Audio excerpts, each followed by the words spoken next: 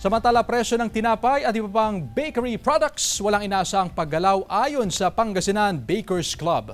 Narito ang report ni CJ Torida.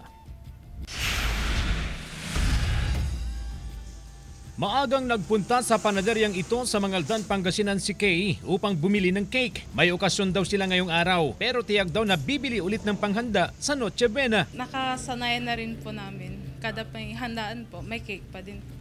Nararamdaman na raw ang pagtaas sa demand ng tinapay at iba pang bakery products. Pero asahan daw na tataas pa habang papalapit ang Pasko at bagong taon. Kahit daw tumaas ang presyo ng itlog na isa sa pangunahing sangkap sa paggawa ng tinapay, hindi raw sila magtataas ng presyo.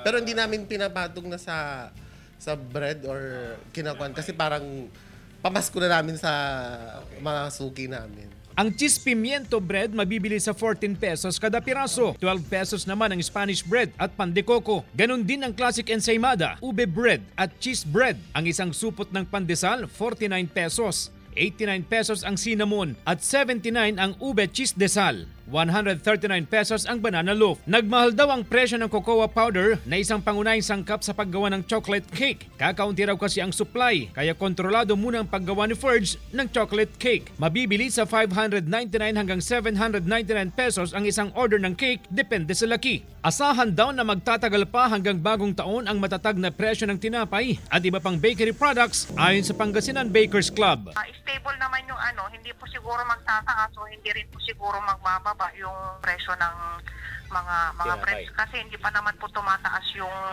price ng sugar, ng harina. Kasama si Henry Duminsil, CJ Torida, One North, Central Luzon.